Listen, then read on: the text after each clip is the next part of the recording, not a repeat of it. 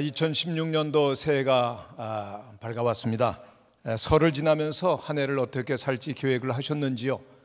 설을 저희들이 지냈는데 이 설의 의미가 무엇일까를 찾아보았더니 의미가 참 여러 가지가 있었습니다. 먼저 설에는 설다 그런 뜻이 있더라고요. 그래서 낯설다 뭐 그런 의미가 있는데 왜 그럴까 생각해 보니까 전혀 경험해보지 않은 새해, 좀 불안하기도 하고 낯설다 그런 뜻일까 생각이 되었습니다. 또 설에는 설다, 서럽다라고 하는 뜻도 있더라고요. 왜 그럴까? 새해를 들어서 나이 한 살 더 먹어서 서러우신가요? 뭐 그럴 수도 있겠구나 생각이 들었고요. 그런데 가장 마음에 와 설득되는 의미는 설의 어원으로서 서다라는 것이 있습니다. 그러니까 한문어로는 설립이거든요. 이게 선다라고 하는 뜻이 있는데 그 재밌는 것은 과거형은 섰다고, 그 다음에 현재형은 서다, 그리고 미래형은 설인 것입니다. 그렇기 때문에 설이라고 하는 것은 지금 새로 시작한다, 나라라든가 사람이라든가 또 계획을 새로 세우고 새로 시작한다는 의미입니다. 또 새해가 되면 꼭 물어보는 것이 있죠. 몇 살 먹었냐? 꼭 물어봅니다. 그런데 이 살과 설이라는 것이 어원이 같은 것입니다. 같은 의미라는 거죠. 근데 서구에서 나이를 먹는 것은 꼭 과거를 물어봅니다. 과거. 그래서 저희들이 말하는 나이보다 한 살이 적습니다. 살았던 과거의 몇 해를 물어보는데 우리 한국 나이는 앞으로 살 나이까지 포함해서 우리들이 말하는 것이죠. 그래서 한국 표현이 더 좋은 겁니다. 우리 한국 표현은 언제나 세계 최고입니다. 제가 말하는 게 아니고 이게 한국 어학자들이 말하는 거거든요. 그래서 이런 설들을 생각해 보니까 우리가 새롭게 바로 살기 위해서 계획을 세우는 것이 설의 의미로구나. 그러면은 우리들이 이렇게 새롭게 살기 위해서 필요한 것이 무엇인가라고 하는 질문을 갖게 되는데 바로 오늘 봉독한 창세기가 이러한 질문에 대한 근본적인 답을 주고 있습니다. 창세기의 첫 구절은 이렇게 시작하죠. 태초에 하나님께서 천지를 창조하시니라. 이 말씀 속에서 먼저 생각하게 되는 것은 우리가 살고 있는 시간과 공간이라고 하는 것은 그저 무한한 것이 아니라 시작이 있고 끝이 있다라고 하는 점입니다. 즉 우리가 살고 있는 세계와 우주 공간과 또 이루어져가는 역사라고 하는 것은 본래부터 무한히 놓여져 있는, 즉 스스로 존재하는 것이 아니라 하나님의 뜻에 의해서 시작된 하나님의 피조 세계요 피조물들이라고 하는 것이죠. 그런데 하나님께서 이 모든 우주와 그리고 사람을 지으신 후에 하나님 보시기에 어떻게 느꼈다고 본문은 말씀하고 있습니까? 하나님이 그 지으신 것을 보시기에 심히 좋았더라. 그렇습니다. 하나님께서 스스로 감탄하실 정도로 완벽하고 질서 있고 아름다운 우주 공간을 지으신 것입니다. 그런데 이 말씀을 생각하면서 한 가지 질문이 떠오릅니다. 하나님께서 여러분을 보실 때 하나님은 뭐라고 느끼실까요? 하나님이 여러분을 보실 때도 심히 좋았더라. 아멘 하신 분들이 많지 않으셨는데요. 그렇게 2016년도가 펼쳐지게 되시기를 바랍니다. 하나님께서 정말로 아름답고 멋있게 삶을 사는구나, 하나님 보시기에 심히 아름다운 삶을 사는 것이 우리들의 목표가 계획이 되어야 되겠다라고 생각이 드는데 하나님의 감탄사가 많이 나오는 우리 여러 성도님들의 삶이 되시기를 간절히 축원합니다. 그러면 하나님께서 감탄하실 수 있는 삶은 어떤 것일까요? 하나님이 감탄하시는 감탄사가 이어지는 삶은 첫째로 하나님의 형상을 담도록 인간을 설계하셨다는 점을 잊지 말아야 된다는 겁니다. 1장에 보면 만물을 창조하시는 장면이 나오는데 제일 많이 빈번하게 등장하는 단어가 종류대로라고 하는 겁니다. 그래서 개는 개같이, 말은 말같이, 소는 소같이, 여우는 여우같이 그렇게 지으셨다는 거예요. 근데 인간은 어떻게 지으셨습니까? 인간 같입니까? 사람 같입니까? 아닙니다. 하나님 같이 지으셨다는 겁니다. 오늘 본문에 보면은 우리 사람을 지으시되 하나님 형상으로 지으셨다는 겁니다. 여러분, 그러므로 우린 긍지를 가져야 됩니다. 우린 동물이나 또는 어떤 사람들이 아니라 하나님 같이 지은 존재들입니다. 옆에 있는 분들에게 인사를 하시기를 바랍니다. 당신은 하나님 같은 존재입니다. 여러분 참 놀랍습니다. 하나님 같은 분을 만나고도 놀라질 않으시니까요. 정말 대단한, 그러니까 우리 인간 존재가 얼마나 위대한가라고 하는 것을 우리는 결코 잊어서는 안 되는 것이죠. 근데 한 가지 중요한 것은 하나님께서 우리를 하나님의 형상으로 지으셨지만은 처음부터 완전 상태로 지으신 것은 아니라고 하는 것입니다.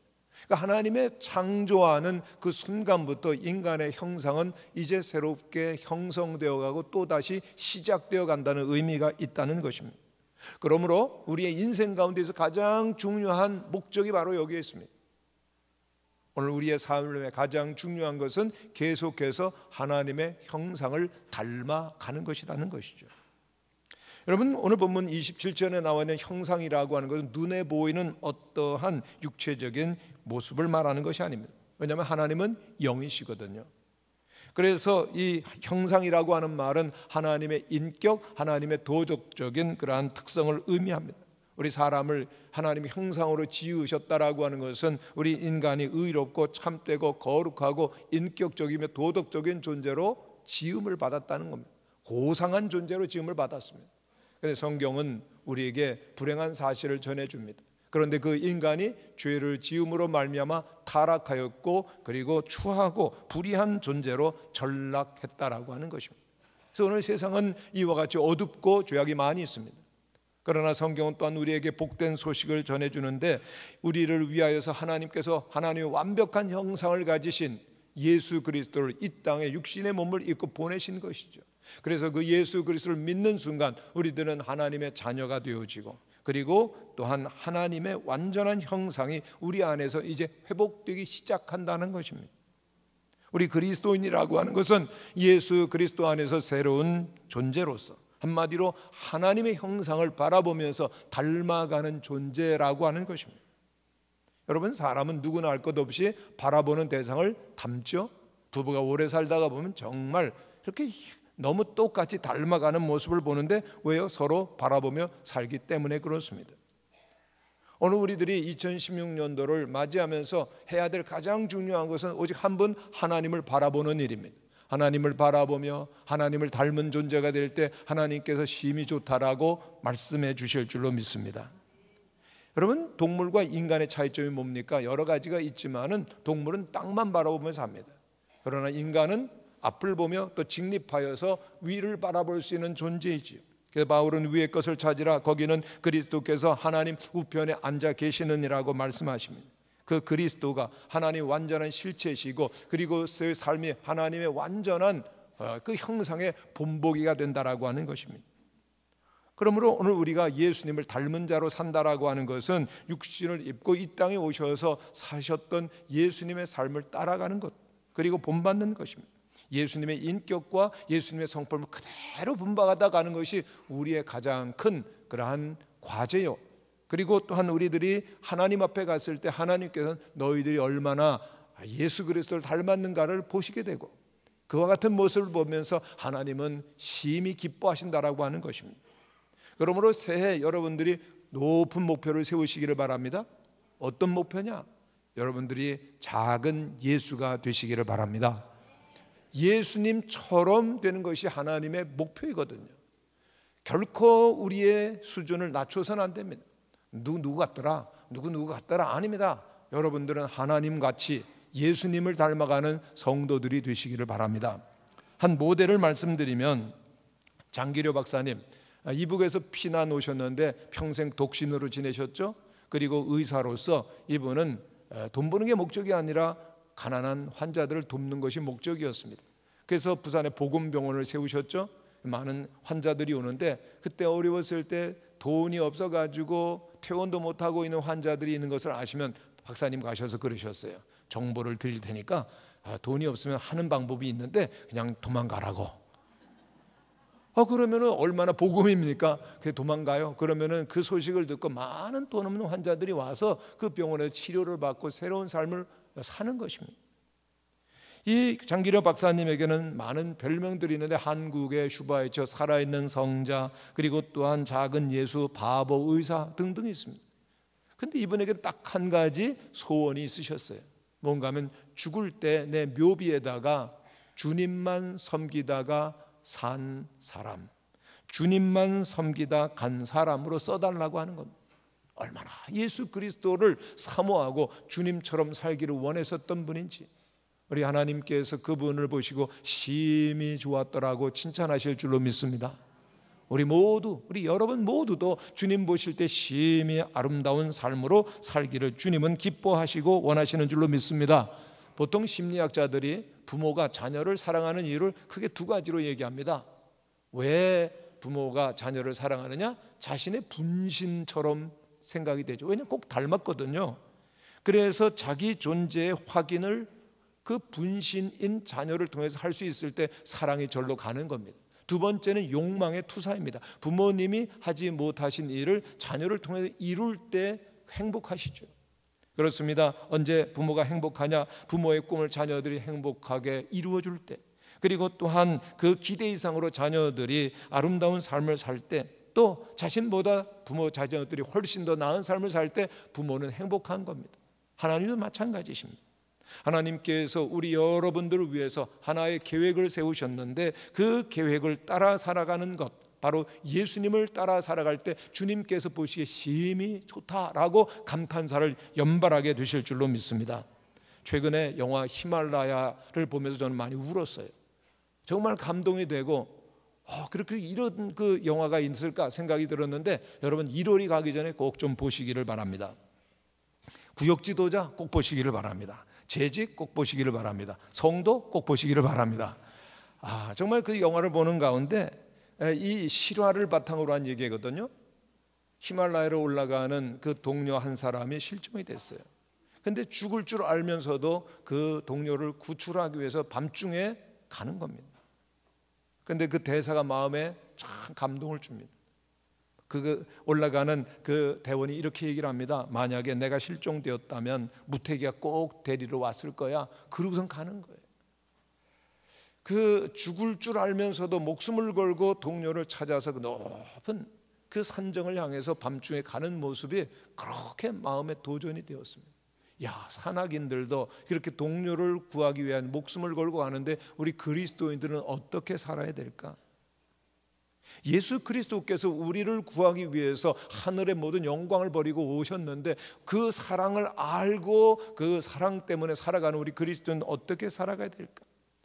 여러분 2016년도에 여러분의 최고의 목표는 작은 예수가 되는 것이 될 수 있기를 바랍니다. 사업이 얼마나 잘 되느냐 안 되느냐, 그것보다 더 중요한 것은요, 영원하신 주님 앞에서 얼마나 우리가 예수님을 본받아 살았느냐, 주님은 그것을 물으실 겁니다. 여러분 모두가 주님 앞에 서게 되어질 때 하나님 보시기에 심히 좋았다, 너는 어쩌면 그렇게 나를 닮았느냐 인정받고 감탄하시는 우리 모두가 되실 수 있기를 간절히 바랍니다. 두 번째로 하나님 보시기에 정말 좋은 삶은 하나님의 축복의 근원이 되는 삶입니다. 하나님께서 인간을 지으시고 제일 먼저 하신 일이 축복하시는 일이었죠. 28절에 보면 하나님이 그들에게 복을 주시며 하나님이 그들에게 이르시되 생육하고 번성하여 땅에 충만하라, 땅을 정복하라, 바다의 물고기와 하늘의 새와 땅에 움직이는 모든 생물을 다스리라 하셨습니다. 즉 모든 인간은 하나님의 복을 누리도록 지음을 받은 존재라는 것입니다. 그렇기 때문에 오늘 우리들은 하나님께로부터 복을 받고 누려야 될 뿐더러 다음 세대들 우리의 자녀들에게도 그 복을 전달할 수 있어야 될 것입니다. 또한 온 땅 가운데 우리가 살고 있는 세상 가운데 우리가 축복을 남기고 더욱더 우리가 있었음으로 말미암아 살았음으로 말미암아 더 아름답고 밝은 세상을 만들어야 된다라고 하는 것입니다. 그렇습니다. 우리 모두가 세상을 떠날 때는 온 땅을 더욱더 아름답게 만들고 복을 남기고 사는 위대한 인생을 사시기를 간절히 바랍니다. 옥하는 목사님의 설교집 가운데 나를 사랑하느냐라고 하는 책이 있는데 이 가운데 보면은 이런 글이 나옵니다. 신앙의 가장 기본 요소는 평범한 나를 하나님 보시기에 바로 사는 것입니다. 아무리 내 삶이 평범해도 하나님의 명령에 순종하는 오늘 하루는 결코 평범한 날이 될 수 없습니다. 우리 매일매일의 일상을 살아요. 그렇지만은 그 하나님의 말씀으로 살아가는 것이 바로 신앙의 근본이라고 하는 것, 그리고 오늘 하루를 바로 살아가는 것이 바로 우리를 행복하게 만드는 비밀이라는 겁니다. 우리 아무리 성공하고 1등을 하고 또 높은 자리에 올라갔다 할지라도 거짓되게 탐욕으로 한다면, 자신을 위해서 한다면 그건 만족이 아니죠. 주님의 말씀대로 살아갈 때만 참된 행복과 성공이 있는 것을 믿는 성도들이 되어야 할 것입니다. 옥 목사님께서 늘 하시던 말씀이 있는데요, 하나님이 시시하지 않은 분입니다. 그런 것처럼 우리의 삶이 시시하지 않고 하나님이 위대하신 것처럼 우리의 삶도 위대합니다. 아멘이십니까? 결코 우리 그리스도인들이 시시하게 살아나서는 안 됩니다. 왜요? 우리 하나님 같이 만들어졌기 때문입니다. 한번 따라하시기를 바랍니다. 시시하게 살지 맙시다. 세상 사람들처럼요, 그냥 헛된 것 그리고 유한한 것들 위해서 모든 거 걸고 팔아버리고 인격을 버리는 자들이 아니라 정말 위대하고 높은 가치를 위해서 살아갈 수 있는 하나님의 사람들 되시기를 바랍니다. 왜요? 하나님께서 하나님의 형상 따라 위대하게 만드셨기 때문에 결코 시시하게 살아서는 안 될 겁니다. 한번 지나가면 돌아오지 아니하는 인생, 아름답고 위대하게 살아야 될 것입니다. 그런데 그와 같이 살기 위해서 필요한 것이 뭡니까? 예수님을 닮기 위해서는 세 가지가 필요한데, 첫째는 그리스도 예수의 말씀이 우리 마음 가운데 있으셔야 됩니다. 우리가 작년에 말씀 대행지도 했는데요, 말씀이 머리에 있는 것이 아니라 내 가슴 속에 있고 그 말씀이 나를 이끌어갈 때 우리는 주님을 닮게 되는 것입니다. 요한복음 15장에 보면 너희가 내 안에 거하고 내 말이 너희 안에 거하면 무엇이든지 원하라는 대로 구하라 그리하면 이루리라고 말씀하시죠. 그렇습니다. 예수님을 닮기 원한다면 온 천지 만물을 만드신 주님의 말씀이 여러분들의 심령 가운데 있게 되시기를 간절히 축원합니다. 두 번째, 예수님의 마음이 우리 가운데 있으셔야 됩니다.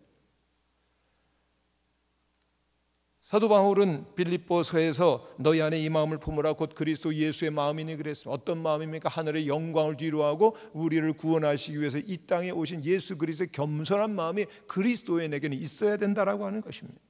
그런데 우리들이 아무리 마음을 지어 먹고 노력해도 그러한 그리스도 예수의 겸손하고 온유한 마음은 가질 수가 없습니다. 그래서 우리들이 기도하는 겁니다. 무릎을 꿇고 주님, 우리에게 주님의 영을 주세요. 성령을 부어주셔서 주님의 마음이 있게 하여 주옵소서 할 때 주님께서는 우리 가운데 찾아오시고 우리를 하나님의 사람으로 예수님을 닮아가도록 만드실 것입니다. 세 번째, 예수 그리스도의 삶을 본받는 것이죠.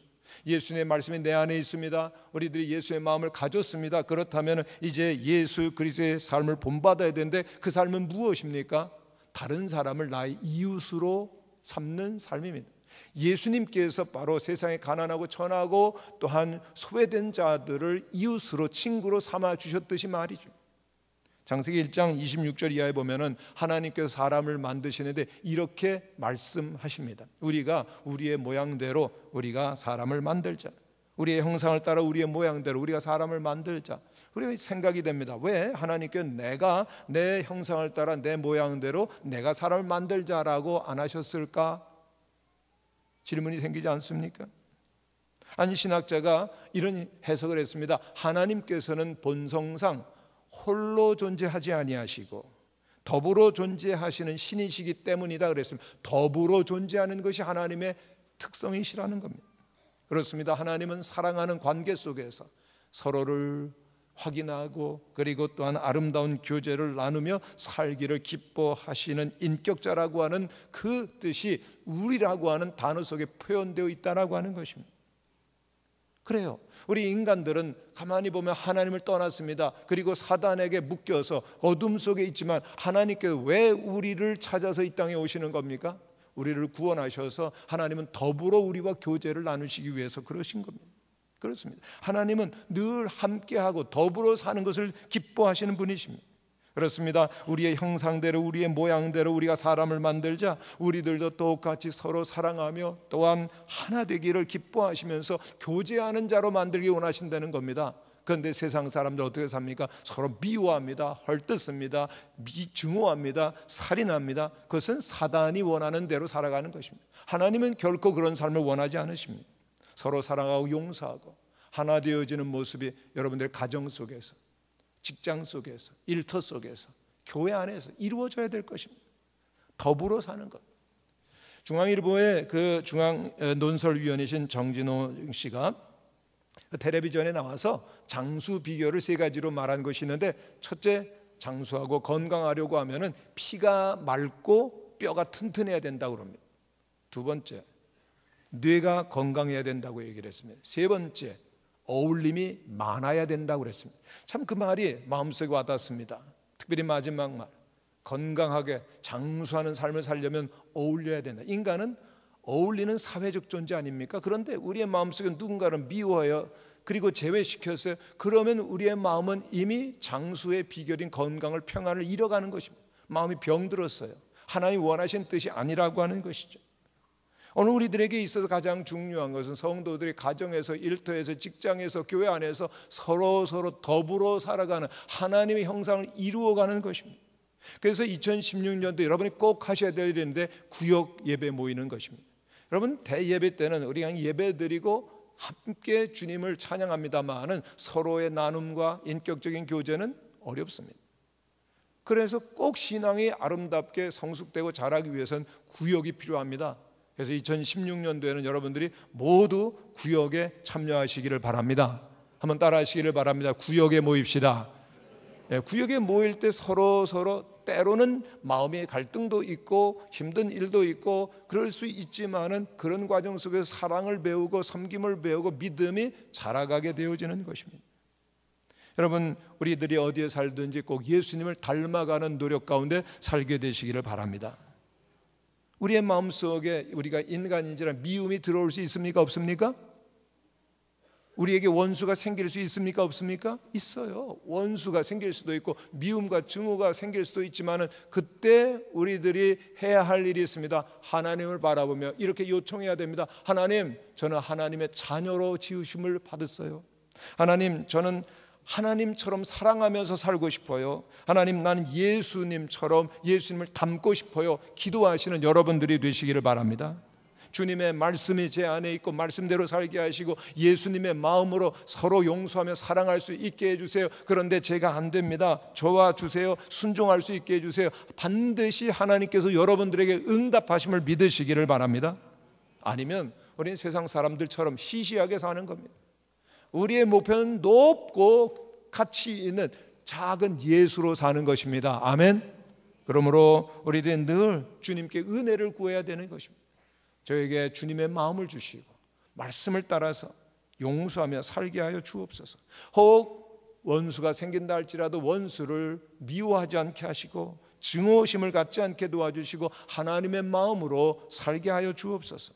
여러분 가정에서부터 그렇게 사셔야 됩니다. 작은 예수로, 직장에서 그리고 교회에서, 구역에서 작은 예수로 사는 모든 삶을 보시고 하나님께서 영광을 받으시는 겁니다. 꼭 기억하셔야 될 것은 하나님께서는 여러분들이 그냥 믿음으로 사는 것만으로는 절대로 양이 차시는 분이 아니라고 하는 겁니다. 주일날 교회 와서 예배드리는 것 하나님 굉장히 기뻐하시면 그것만으로 하나님께서 양이 차지 않으세요. 하나님 무엇을 바라세요? 여러분들이 변화되기를 원합니다. 여러분들의 진정 사랑하는 자로서 작은 예수로서 일터에서 가정에서 교회 안에서 살게 되시기를 주님께서는 원하심을 믿으시기를 바랍니다. 하나님께서 여러분을 지으셨어요. 아멘이십니까? 하나님 여러분 구원하셨습니다. 아멘이십니까? 이제 하나님께서 원하시는 것은 여러분들이 예수님을 닮아가는 자, 이것이 최고의 목표인 것입니다. 그렇습니다. 하나님께서는 그 아름다운 목적을 여러분 안에 이루기까지 결코 쉬지 않으실 것입니다. 반드시 그 목적을 이루실 것입니다. 바울 사도는 고린도전서에서 인생을 집 짓는 자의 비유를 했습니다. 예수님은 건축자로서 인생을 지으시는데 오늘 우리들이 해야 될 일은 주님의 말씀에 순종해서 우리의 모습이 아름답게 주님을 닮아가도록 협력하고 순종하는 일입니다. 그래서 우리의 인생이라고 하는 작품이 다 지어진 다음에 하나님 앞에서 참으로 내 인생은 아름답구나, 너는 어쩌면 나를 닮았느냐, 너는 참으로 좋은 하나님의 자녀라고 하나님께 감탄사를 올려드릴 수 있는 우리 모든 성도들이 되시기를 간절히 축원합니다. 감탄사 있는 성도, 감탄사 있는 그러한 가정, 우리 무학교회가 되시기를 간절히 축원합니다.